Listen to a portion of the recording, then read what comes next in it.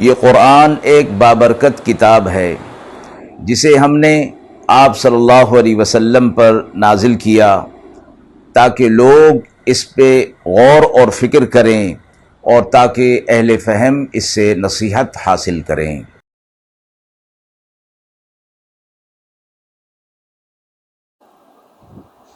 بسم اللہ الرحمن الرحیم۔ السلام علیکم ورحمۃ اللہ وبرکاتہ۔ ناظرین کرام، درس قرآن مجید کے آج کے اس پروگرام میں ہم سورۃ المجادلہ کی آیت نمبر 10 تا آیت نمبر 13 کے حوالے سے موصول ہونے والے سوالات کی روشنی میں تفصیل پیش کریں گے۔ پہلا سوال ہے کہ سورہ مجادلہ کی آیت 10 میں الشیطان کی مخالفت اور اس کے اثرات کا کیا بیان ہے اور یہ ہمارے موجودہ حالات میں کیوں اہم ہے۔ دوسرا سوال، آیت نمبر 11 سے 13 میں اللہ کی راہ میں اعلیٰ مقام اور انعامات کا ذکر کس طرح کیا گیا ہے اور یہ آج کے لوگوں کے لیے کس طرح کی ترغیب ہے۔ اعوذ باللہ من الشیطان الرجیم، بسم اللہ الرحمن الرحیم۔ انما النجوى من الشيطان ليحزن الذين آمنوا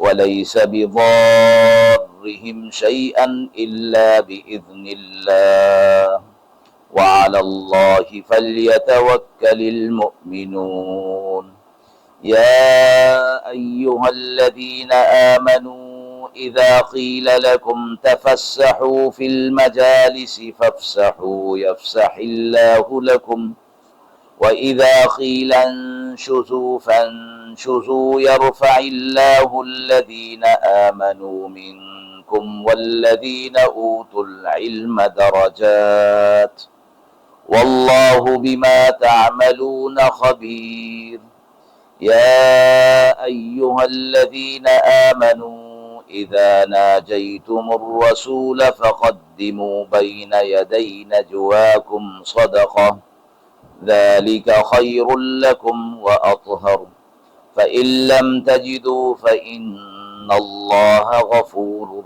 رحيم أأشفقتم أن تقدموا بين يدي نجواكم صدقات فإذ لم تفعلوا وتاب الله عليكم فأقيموا الصلاة وآتوا الزكاة وأطيعوا الله ورسوله والله خبير بما تعملون۔ آیات مبارکہ کا ترجمہ ملاحظہ فرمائیں۔ یہ جو ہے کانا پھوسی سو شیطان کا کام ہے تاکہ رنج میں ڈالے ایمان والوں کو، اور وہ ان کا کچھ نہیں بگاڑے گا سوا اللہ کے حکم کے، اور اللہ پر چاہیے کہ ایمان والوں کو بھروسہ کریں۔ اے ایمان والو، جب کوئی تم کو کہے کہ کھل کر بیٹھو مجلسوں میں تو کھل جاؤ، اللہ کشادگی دے گا تمہیں، اور جب کوئی کہے کہ اٹھ کھڑے ہو تو اٹھ کھڑے ہو جایا کرو، اللہ بلند کرے گا ان کے لیے جو ایمان رکھتے ہیں تم میں سے، اور علم اور ان کے درجات کو بلند کرے گا، اور اللہ کو خبر ہے جو کچھ تم کرتے ہو۔ اے ایمان والو، جب تم کان میں کوئی بات کہنا چاہو رسول اللہ صلی اللہ علیہ وسلم سے تو آگے بھیجو اپنی بات کہنے سے پہلے خیرات، یہ بہتر ہے تمہارے حق میں اور بہت صاف ستھرا ہے۔ پھر اگر نہ پاؤ تو اللہ بخشنے والا مہربان ہے۔ کیا تم ڈر گئے کہ آگے بھیجا کرو کان کی بات سے پہلے خیراتیں؟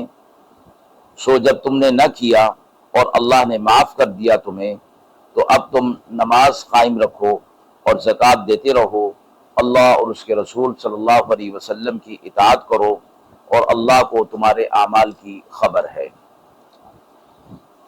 مذکورہ آیات کے حوالے سے سوال ہے کہ سورہ مجادلہ کی آیت نمبر 10 میں شیطان کی مخالفت اور اس کے اثرات کا کیا بیان ہے اور یہ ہمارے موجودہ حالات میں کیوں اہم ہے۔ آیت نمبر 10 میں یہ واضح کیا گیا ہے کہ راز و نیاز یعنی تنہائی میں گفتگو کرنا اگر شیطانی ہو تو وہ مومنوں کے لیے حزن اور غم کا سبب بنتا ہے۔ آج کے دور میں جہاں بے بنیاد باتیں اور چغلیاں عام ہیں، یہ آیت ہمیں سمجھاتی ہے کہ ہمیں اپنے دلوں کی صفائی اور ایک دوسرے کے حقوق کا خیال رکھنا چاہیے تاکہ شیطانی اثرات سے بچا جا سکے۔ نبی اکرم صلی اللہ علیہ وسلم نے فرمایا، ایاکم والظن فإن الظن اکذب الحدیث، اپنے گمان سے بچو کیونکہ گمان سب سے جھوٹی بات ہے۔ مذکورہ آیات کے حوالے سے دوسرا سوال ہے کہ آیت 11 سے 13 میں اللہ کی راہ میں اعلیٰ مقام اور انعامات کا ذکر کس طرح کیا گیا ہے اور یہ آج کے لوگوں کے لیے کس طرح کی ترغیب ہے۔ آیت 11 اور 12 میں فرمایا گیا ہے کہ مومنین کو احترام دینے، ایک دوسرے کی مدد کرنے اور علم کی طلب پر زور دیتے ہیں۔ آیت 12 میں یہ بھی بیان ہوا ہے کہ مومنوں کو آپس میں ملنا اور ایک دوسرے کے ساتھ نیکی کرنی چاہیے۔ اللہ تعالیٰ ایسے لوگوں کے درجات کو بلند فرماتا ہے جو اہل علم ہوتے ہیں یا اللہ کی بات کو پورا کرنے والے، ماننے والے ہوتے ہیں۔ نبی کریم صلی اللہ علیہ وسلم نے فرمایا، من لا یہتم بامر المسلمین فلیس منا، جو مسلمانوں کے امور کی پرواہ نہیں کرتا وہ ہم میں سے نہیں ہے۔ یہ آیت ہمیں ایک دوسرے کی مدد کرنے اور اللہ کی راہ میں اعلیٰ مقام حاصل کرنے کی ترغیب دیتی ہے، خاص طور پر آج کے دور میں جب اتحاد کی ضرورت بھی بہت زیادہ ہے۔ ناظرین اکرام، ہم امید کرتے ہیں کہ مذکورہ سوالات کی روشنی میں جو تفسیر پیش کی گئی وہ آپ کے لیے قابل اطمینان ہوگی۔